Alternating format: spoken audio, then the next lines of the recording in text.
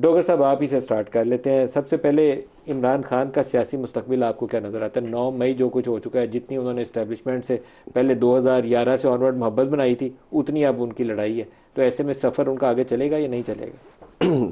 बिल्कुल शॉर्टली बात करते हुए तो नहीं चलेंगे, मुझे नहीं नहीं लगता। चलेगा। नहीं, तो क्या सूरत है उनकी जेल में आइंदा इंतखाबात?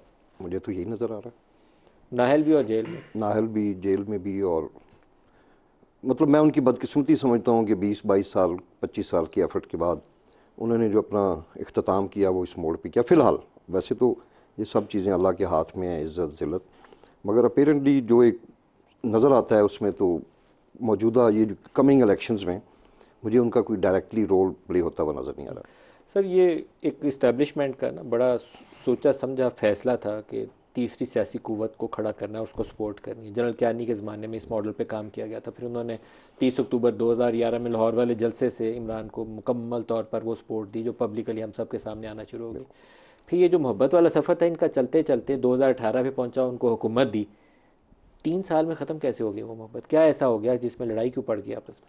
जो मैं समझता हूँ कि मैं खुद भी, आपको पता है, पंजाब हुकूमत का हिस्सा रहा हूँ, तो बहुत थोड़े अरसे में ही, अब देखिए ना, इमरान खान को अदारों ने या उस टाइम पे जो चीफ थे या DGISI थे, उन्होंने तो नहीं कहा था कि माजरत के साथ जो हमारी पूरे हाउस में जो हमारे मेंबर्स थे कि आप उनमें से सरदार उस्मान बुज़दार साहब को इलेक्ट कर लें।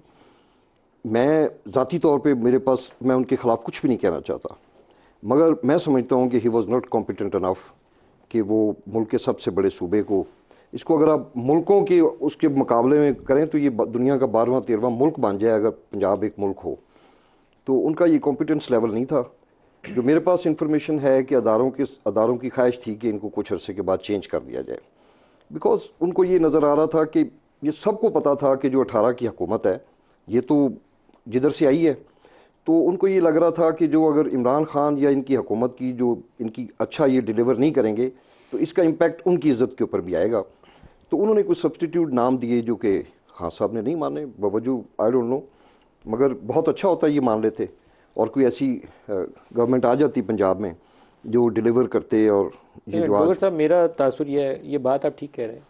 जनरल बाजवा ये इशू बार बार उठाते रहे हैं। हम लोगों का जब बैकग्राउंड इंटरेक्शन होता था तो उसमें भी उनकी इनकॉम्पिटेंस के ऊपर, बुज़दार की इनकॉम्पिटेंस के ऊपर सवाल उठाते थे। लेकिन मेरा तासुर यह है कि कभी भी उन्होंने संजीदगी से बुज़दार को हटाने की कोशिश नहीं की। हमारी इस्टेब्लिशमेंट इतनी पावरफुल है, जब वो ये फैसला कर लेना कि किसी बंदे को अंदर करना है तो बुज़दार की 10 चीज़ें निकाल लाते और उसको नाहल करवा देते। उन्होंने कोशिश नहीं की।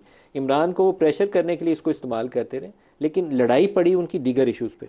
जैसे जनरल फैज़ की ट्रांसफ़र वाला इशू आया DGI के तौर पर, शायद वो एक लाइन थी जिस दिन लकीर वो खींची गई कि नहीं अब नहीं और साथ चल सकते। मेरे पास जो इन्फॉर्मेशन है वो बहुत सीरियसली चाहते थे कि उस्मान बुज़दार साहब को चेंज किया जाए। और फिर बदकिस्मती से जो इमरान खान का मसला बना, जो मौजूदा आर्मी चीफ हैं, तो इनके साथ भी तो तनाज़ा उस्मान बुज़दार साहब ही थे ना। ये उस टाइम पे ये DGISI थे, इन्होंने एक अपना फ़र्ज समझते हुए आके बताया कि जो जो कुछ पंजाब में हो रहा था इशू हमारी उस वक्त पंजाब था या इशू वो था जो कोई बहरिया वालों से दोनों लेन इश्यूज देन थे। वाले इशू सामने आ गए थे और दो इन्होंने इश्यूज प्राइम थे मिनिस्टर को जी, बोला उस वक्त? बिल्कुल। ये कोई उसमें डायमंड सेट्स की बात होती है और फिर उसमें एक चेन एक जो नज़र आ रही थी कि उस टाइम पे ताहिर खुर्शीद साहब थे जो उस टाइम के वज़ीर आला थे, उस टाइम पे फराह गोगी साहबा थी, और फिर आप इसको जितना भी आगे ले जाएं। तो जनरल आसिम ने उस वक्त एस DGI ऐसा ये चीज़ें सारी बिल्कुल प्राइम उनका, मिनिस्टर इमरान खान जो उस वक्त बिल्कुल थे उनको बताई, बिल्कुल। और और उनका रद्दमल क्या था? उनका रद्दमल ये था कि वो उनसे नाराज़ हो गए और उस वक्त के आर्मी चीफ को कहा कि इनको उनकी हटा दो। मिसेज ने बाकायदा जाके तो बाजवा साहब की मिसेज को मिली और उनको कहा कि इनको हटाएं। इमरान खान की जो एहलिया हैं वो जाके जनरल बाजवा की एहलिया से मिली और कहा कि हाँ, आप इन्होंने इनको बड़ा अपना रिमूव कराएं। कंसर्न शो किया कि मेरे नंबर टेप होते हैं और ये होता है और वो होता है, हालांकि ऐसा नहीं होता। मैं नहीं समझता, मैंने खुद इन इदारों में सर्व किया है कि आप इतने हाई लेवल पे, उन्होंने एक अपना फ़र्ज़ अदा करते हुए, मैं भी इंटेलिजेंस में रहा हूँ और हम बताते थे अपने सीनियर्स को कि सर ये हो रहा है। लेकिन नंबर तो बुशरा बीबी के टेप होते थे, वो हमने अब वो लीक्ड ऑडियो सुन लिए जहाँ वो तोहफे लेने देने की बातें हो रही थी, सारी वो उसमें ऑडियोज अब तो ज़रूरी बन नहीं कि जाए। वो बुशरा साहबा के हों, हो सकता है जो दूसरी पार्टी है उनके हो रहे हों, किसी एक के तो हो रहे होंगे, किसी एक के हो रहे होंगे, तभी रिकॉर्डिंग हुई। जी। अब उसमें भी आप ब्लेम नहीं कर सकते ना। देखिए, आपके मुल्क में सिर्फ ISI तो नहीं है, और भी अदारे हैं, इंटेल है, मेरी इन्फॉर्मेशन के मुताबिक इनको भी काफ़ी ज़्यादा टेक्निकली इक्विप किया गया। अब ये फुल भी टेप करने की महारतें हैं हमारे पास। IP भी कर सकती है, SI भी कर सकती है।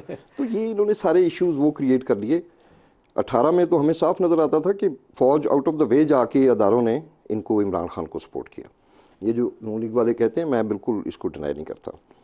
अब क्या हो रहा है, ये एक अलग स्टोरी है। जो 2018 में मोहब्बत इमरान खान के लिए थी, अब वो मोहब्बत बदल के नवाज शरीफ को हाँ, मिल वो गई। मेरा ख्याल है कि हम 24-25 में इस पे बात करेंगे कि इसका 2 साल, इसका आप इसका मतलब मैं है कि समझता 1.5 हूँ साल से 2 साल दे रहे हैं। 2 साल के अंदर चीज़ें क्लैरिफाई हो जाएंगी कि अब ये चौथी दफ़ा ये जो प्रोग्राम लॉन्च हो रहा है, इसकी एक तो ये कि मुद्दत कितनी है ये और मोहब्बत कितनी देर बरकरार, और ये एंड इसका क्या होगा। एंड क्या होगा। पहले रांझा साहब से पूछ लें, फिर आप इसका जवाब दोनों चीज़ों का दीजिएगा। रांझा साहब, पहले आप ही गोश गुजार कर दें। ये जो मोहब्बत का सिलसिला अदल बदल चलता रहता है पाकिस्तान में, 90 की दहाई में भी चलता था, कभी नवाज शरीफ के लिए, कभी पीपल्स पार्टी के लिए। अब वो बारी जो है वो